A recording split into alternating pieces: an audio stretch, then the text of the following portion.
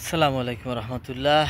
আজ 18ই এপ্রিল 2025 রোজ শুক্রবার, অস্ট্রেলিয়ার মেলবোর্ন থেকে জুমাবার। একটু পরে জুমার নামাজ শুরু হবে। আজকে আমাদের মেলবোর্নের ইজতেমা শুরু হয়েছে।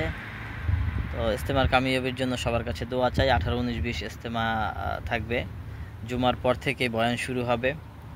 আমাদের ইজতেমার তে ইন্টারন্যাশনাল ইজতেমা, বিভিন্ন দেশ থেকে মানুষজন বা সাথীরা আসতেছে।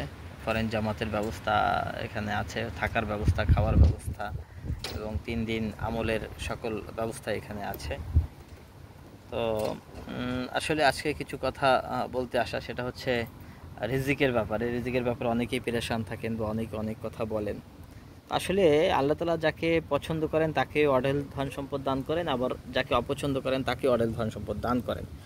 তো যাকে পছন্দ করেন তাকে ধন সম্পদ দানও করতে পারেন এবং এর মধ্যে থাকে হিকমা, যেটা হচ্ছে বারাকা আর কি। এবং এই হিকমার ভেতরে থাকে হচ্ছে সাকিনা, মানে হচ্ছে শান্তি, প্রশান্তি। দেখা যাচ্ছে যে অনেকের টেবিল ভর্তি খাবার, অথচ প্রত্যেকটা খাবারে সে স্যাটিসফাইড না, দোষ খুঁজে পাচ্ছে, পেট ভরে খেতে পারছে না। কারণ সেখানে হচ্ছে যে আল্লাহ তাআলা তাকে ধন সম্পদ দান করেছে, বাট হিকমা দেওয়া হয়নি, যার ভেতরে কোনো সকিনা নেই। আবার অনেককে হিকমা দেওয়া হয়েছে, রিজিক দেওয়া হয়েছে, যার ফলে দেখা যাচ্ছে রিজিকের কমতি থাকা সত্ত্বেও সে আলু ভর্তা ডাল দিয়ে হচ্ছে পরম প্রশান্তিতে পেট ভরে খেয়ে উঠে এবং শুকরিয়া আদায় করে আলহামদুলিল্লাহ বলে। দেখা যাচ্ছে যে অনেকে উচ্চশিক্ষিতা সুন্দরী স্ত্রী এবং ধনী স্ত্রী পেয়েও সুখী না, কারণ সেখানে হিকমা দেওয়া হয়নি। আবার অনেকে টয়োটা, এলিয়েন, মার্সিডিজ বেঞ্চ এসব গাড়িতে চড়ে সুখী না, কারণ তার ভিতরে থাকে তাকে কেন পাজেরো দেওয়া হয়নি, তাকে কেন BMW দেওয়া হয়নি, কারণ এর মধ্যে হিকমা নেই, সাকিনাটা উঠে গেছে। তো যার কারণে যাদের ভিতরে হিকমা, আল্লাহ তাআলা হিকমা দান করেনি, সাকিনা দান করেননি, তাদের ভিতরে হচ্ছে যে একটা অতৃপ্তি কাজ করে এবং সেক্ষেত্রে হচ্ছে সে তার অবস্থানে সুখী থাকে না।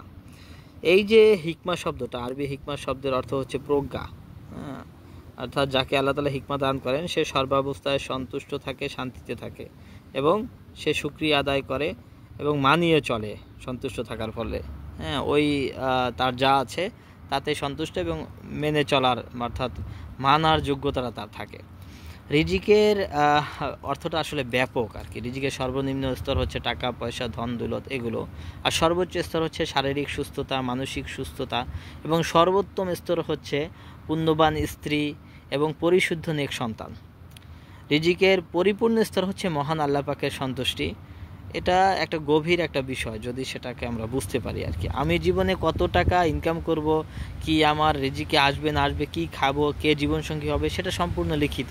কে কোথায় মারা যাব, কতটা খাবার ও পানি গ্রহণ করবো, এটা সম্পূর্ণ লিখিত বা নির্দিষ্ট। এটাতে চেঞ্জ করার কোনো ওয়ে নাই। কিন্তু আশ্চর্যের ব্যাপার হচ্ছে যে এই যে আমরা যতটুকু রিজিক পাবো, এর একটা দানা কম খেয়ে আমি মারা যাব না, আবার বেশিও খেতে পারবো না। সাপোজ যদি আমার মনে হয় যে আমি ধরুন সারা জীবন আমি 1 কোটি টাকা আয় করব এবং এই সিদ্ধান্তটা আল্লাহ পাক নিয়েছেন, তাহলে আমি এই 1 কোটি টাকাই আয় করব, কিন্তু সেটা হালাল উপায়ে করব না হারাম উপায়ে করব, সেটা সিদ্ধান্ত হচ্ছে একান্তই আমার। সেটার ক্ষেত্রে আমি আল্লাহ তাআলাকে দোষ দিতে পারবো না। সেটা একান্তই আমার, যে আমি হালালভাবে নিব নাকি সেটা হারামভাবে করব। যদি ধৈর্য ধারণ করি আল্লাহ তাআলার কাছে চাই, তাহলে হালাল উপায়ে ওই 1 কোটি টাকা আয় করেই আমি মারা যাব বা খেয়ে মারা যাব। আর হারাম উপায়ে যদি চাই, ধৈর্য ধারণ না করি, তাহলে হচ্ছে যে ওই 1 কোটি টাকাই আমি আর্ন করতে পারবো, এর বেশি আর্ন করতে পারবো না। Nothing more, nothing else. আমি যেই ফলটা আজকে অস্ট্রেলিয়া বসে খাচ্ছি, সেটা হয়তো ইতালি কিংবা থাইল্যান্ড থেকে ইম্পোর্ট করা। আবার ওই গাছে যখন মুকুল ধরেছে তখন নির্ধারিত হয়েছে যে ওই ফলটি আমি খাবো। এর মধ্যে কত পাখি ওই ফলের উপর বসেছে, কত মানুষ এই ফলটা ছিঁড়তে গেছে, ঢিল ছুঁড়েছে অনেকে। দোকানে অনেকে এই ফলটা নাড়াচাড়া করে রেখে গেছে, পছন্দ হয় নাই বা কিনে নিই। কিন্তু এইসব ঘটনার একটাই হচ্ছে যে কারণ হচ্ছে যে এই ফলটা আমার রিজিকে ছিল, যে জন্য কেউ খেতে পারেনি যতক্ষণ না আমি এই ফলটা কিনেছি এবং খেয়েছি। এর মধ্যে আমি মারা যেতে পারতাম, অন্য কোথাও চলে যেতে পারতাম, কিন্তু না, রিজিকে যেহেতু লিখিত আছে এই ফলটি না খেয়ে আমি মারা যাব না। রিজিক জিনিসটা আসলে এতটাই স্ট্রং, এতটাই শক্তিশালী। কিংবা যেই আত্মীয় কিংবা বন্ধু বান্ধব আমার বাসায় আসছে, সে আসলে আমার খাবার খাচ্ছে না, এটাই তার রিজিকে ছিল, শুধুমাত্র আল্লাহ তাআলা আমার মাধ্যমে তার কাছে পৌঁছে দিচ্ছেন। হতে পারে এর মধ্যে আমাদের জন্য মঙ্গল রয়েছে আলহামদুলিল্লাহ। কেউ কারোটা খাচ্ছে না, যে যার রিজিকই খাচ্ছেন, আর আমাকেও খাওয়ানোর কোনো দায়িত্ব দেওয়া হয় নাই, বা আমার খাওয়ার অপরকে খাওয়ানোর কোনো অ্যাবিলিটি নাই। বরঞ্চ আমি সন্তুষ্ট করব যে আমার মাধ্যমে আল্লাহ তাআলা কারো রিজিকের ব্যবস্থা করে দিয়েছেন। কিন্তু আমি হালাল বা হারাম উপায়ে খাচ্ছি কিনা বা আর্ন করতেছি কিনা সেটা নির্ভর করছে হচ্ছে যে আমার উপরে, এবং আমার তাওয়াক্কুল আল্লাহ তাআলার প্রতি কতটুকু তাওয়াক্কুল, তার উপরে আমি ভরসা করে আছি। কেন আল্লাহ তাআলা বলেন, দুনিয়ার বিচরণকারী এমন কোনো প্রাণী নেই যার রিজিকের দায়িত্ব আল্লাহ তাআলার উপরে নেই। তাদের স্থায়ী এবং অস্থায়ী অবস্থান স্থল সম্পর্কে তিনি অবহিত। সব কিছুই একটি সুস্পষ্ট কিতাবে লেখা আছে। এটা সূরা হুদ আয়াত নম্বর 6 আছে। আবার আল্লাহ তাআলা অন্যত্র বলেন, যে আল্লাহকে ভয় করে আল্লাহ তার জন্য কোনো না কোনো পথ বের করে দেবেন, এমনকি তাকে এমন উৎস থেকে রিজিক দিবেন যা সে ধারণা করতে পারবে না। গায়বীভাবে তাকে আল্লাহ তাআলা রিজিকের প্রশান্তি বা রিজিক দান করবেন। এটা সূরা তালাকের আয়াত নম্বর 2-3 আছে। আবার মহান আল্লাহ তাআলা আমাদের এই যে সঠিক পথ এবং হালাল ও প্রশস্ত কামাই, রোজগার এবং রিজিকের ব্যবস্থা করে দিন, এবং তার উপরে তাওয়াক্কুল থাকার অ্যাবিলিটি দান। এটাই হচ্ছে আমাদের আল্লাহ তাআলার কাছে প্রাপ্তি। এখন অনেকে চিন্তা করে যে বিজ্ঞানী হয়ে বা বিজ্ঞানের সাথে সম্পৃক্ত থেকে আমাকে প্রশ্ন করেছে যে তাহলে এই যে ধর্মীয় বিশ্বাস এটা তো কন্ট্রাডিক্টরি। আসলে কখনোই না। লুই পাস্তরের একটা কথা আমার মনে আছে। লুই পাস্তর একটা কথা বলেছিলেন যে বিজ্ঞানের সামান্য জ্ঞান আপনাকে সৃষ্টিকর্তা থেকে দূরে সরিয়ে নিতে পারে, কিন্তু বিজ্ঞানের গভীর জ্ঞান আপনাকে সৃষ্টিকর্তার কাছে নিয়ে যাবে। এই উক্তিটি আমাদের মনে করিয়ে দেয়, প্রকৃত বিজ্ঞান কখনো ধর্ম বা আধ্যাত্মিকতার বিরুদ্ধাচরণ করে না, বরং গভীর অনুসন্ধান ও উপলব্ধির মাধ্যমে তা আমাদেরকে সৃষ্টি ও স্রষ্টার রহস্যের আরও কাছাকাছি নিয়ে যায়।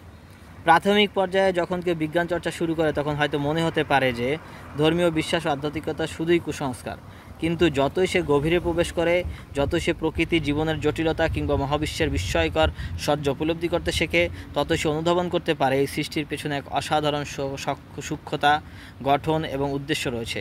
একজন জীববিজ্ঞানী, আমি যদি ধরি, যখন একটি কোষের কার্যপ্রণালী দেখে বিস্মিত হন, কিংবা একজন জ্যোতির্বিজ্ঞানী যখন মহাবিশ্বের সীমাহীনতা নিয়ে চিন্তা করেন, তখন তারা শুধু বৈজ্ঞানিক তথ্যই দেখেন না, তারা উপলব্ধি করেন এক নিখুঁত কাঠামো, এক অসীম পরিকল্পনা। আর ঠিক সেখানেই আসে এক ধরনের নতমস্তকতা, শ্রদ্ধাবোধ এবং মানার যোগ্যতা। আর সবচেয়ে বড় যেটা আসে যে তাওয়াক্কুল তো আল্লাহ তাআলার উপরে তাওয়াক্কুল বা ভরসা করার স্থান সেখানেই তৈরি হয়। তাই বলা যায় বিজ্ঞান ও সৃষ্টিকর্তা পরস্পরের প্রতিপক্ষ নয়, বরং সত্যিকারের জ্ঞান অনুসন্ধান আমাদের এমন এক জায়গায় পৌঁছে দেয় যেখানে বিজ্ঞান আর বিশ্বাস হাত ধরাধরি করে চলে। যে জ্ঞান মানুষকে অহংকারী করে তোলে তা অসম্পূর্ণ জ্ঞান, আর যে জ্ঞান মানুষকে নম্র করে, বিনম্র করে, তাই প্রকৃত জ্ঞান। ধন্যবাদ সবাইকে। আসসালামু আলাইকুম।